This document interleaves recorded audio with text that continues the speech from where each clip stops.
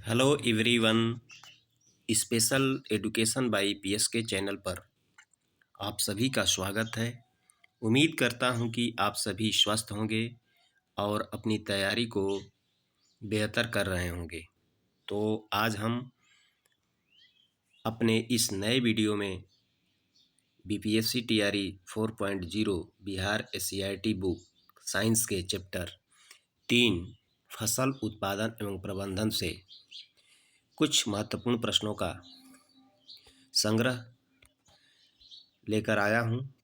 आइए इसका अभ्यास करते हैं, जो आगामी परीक्षा में आने की उम्मीद है, क्योंकि साइंस से ज़्यादा क्वेश्चन पूछे जा रहे हैं।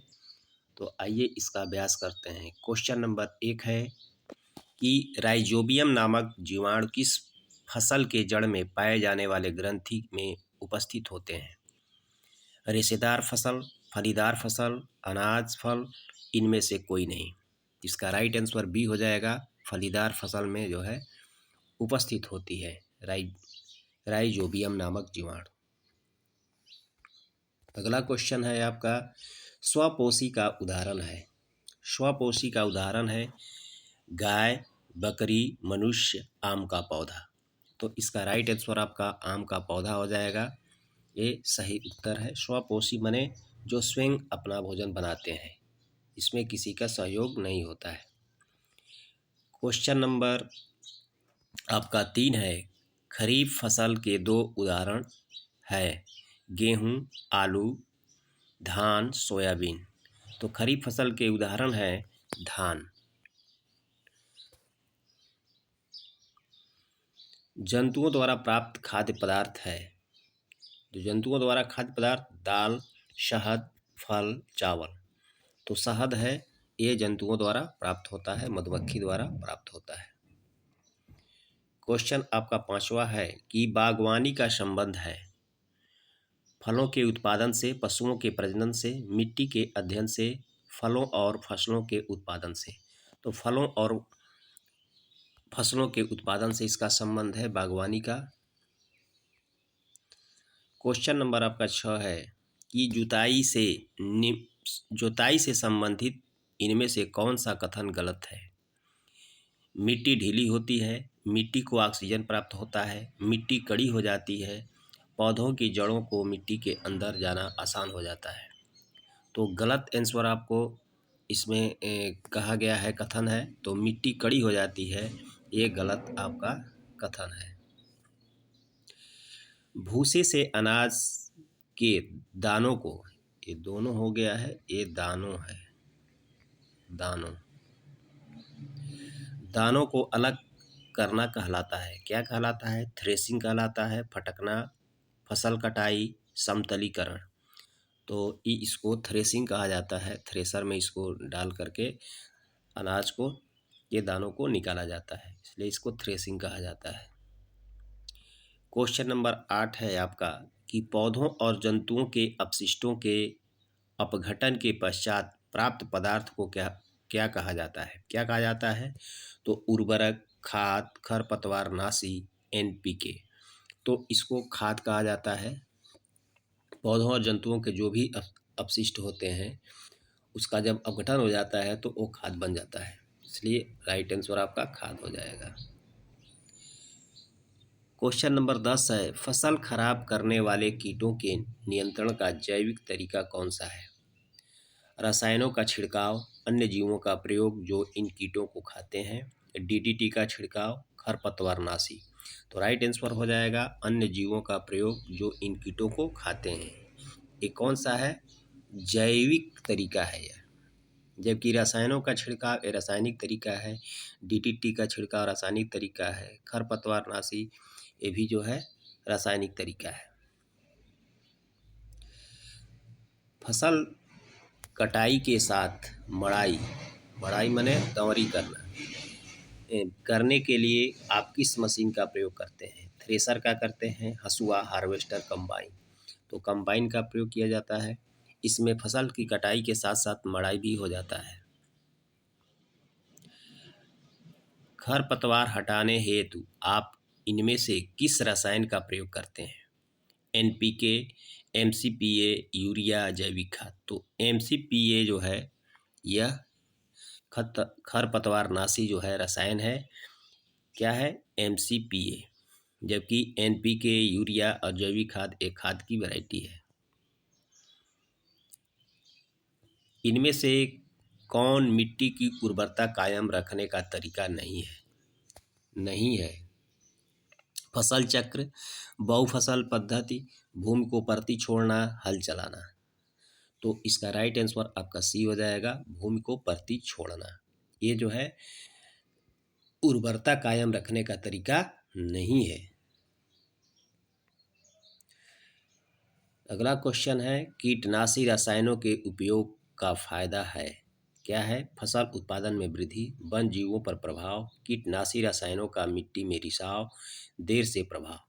तो फसल उत्पादन में वृद्धि होता है कीटनाशी रसायनों का प्रयोग करने से, क्योंकि कीट बहुत फसलों को नुकसान पहुंचाते हैं। अगला क्वेश्चन है, वायुमंडलीय नाइट्रोजन को नाइट्रेट में बदलने की प्रक्रिया क्या कहलाती है? वायुमंडल में नाइट्रोजन को नाइट्रेट में बदलने की प्रक्रिया क्या कहलाती है? फलीदार फसल, थ्रेसिंग, नाइट्रोजन स्थिरीकरण और बीडिंग। तो नाइट्रोजन स्थिरीकरण जो है प्रक्रिया का नाम है। जैसे मटर होता है, चना होता है, ये जो है नाइट्रोजन को नाइट्रेट में बदलते हैं। सही और गलत की पहचान से संबंधित कुछ प्रश्न है। जैसे केचुआ किसान का मित्र है, एकदम सही। बड़े पैमाने पर अनाजों का भंडारण साइलो भंडारण किया जाता है, ये भी सही क्वेश्चन है।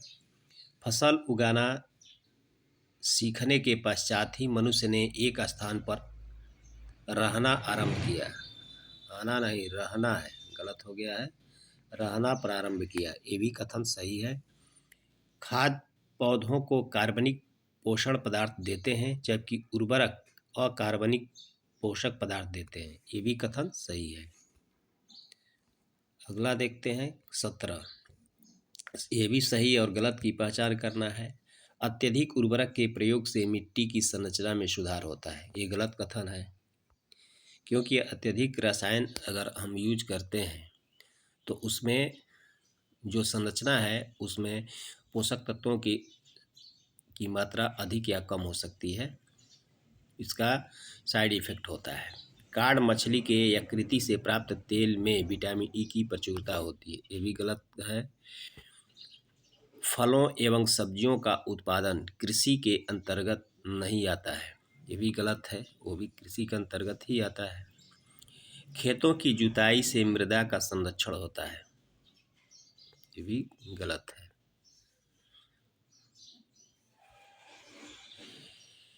अगला क्वेश्चन है कि खरीफ फसल के 2 उदाहरण लिखिए। तो खरीफ फसल धान, कपास, मक्का, मूंगफली, ये जो है खरीफ फसल का जो है क्या है, उदाहरण है। ठीक है। रबी फसल के 2 उदाहरण दीजिए। रबी जैसे गेहूँ, सरसों, आलू, मटर, जो जाड़े में बोया जाता है और गर्मी में काटा जाता है, ये रबी की फसल होती है। ये बरसात के समय लगाए, और खरीफ जो है बरसात के समय लगाया जाता है और जाड़े के समय लगभग इसको काटा जाता है, ये खरीफ की फसल होती है। मिट्टी की तैयारी से संबंधित किन्हीं 2 औजारों के नाम लिखिए। तो मिट्टी की तैयारी के लिए आपको हल होता है, कल्टीवेटर होता है, कुदाली होता है, तो इस तरह से आपको ध्यान में रखना है। अगला क्वेश्चन है, जल संरक्षण वाली किन्हीं 2 सिंचाई पद्धतियों का नाम लिखिए। मानो कम आपको जल का उपयोग किया जाता है, यानी जल का संरक्षण किया जाता है, तो छिड़काव तंत्र और ड्रिप सिंचाई के द्वारा जो है जल संरक्षण सिंचाई की 2 पद्धतियाँ हैं। साइलो क्या है? साइलो क्या है? तो ज़्यादा मात्रा में बीजों का भंडारण करने हेतु धातु का बना बक्सा या डेहरी जिसको कहा जाता है, इसको साइलो कहा जाता है।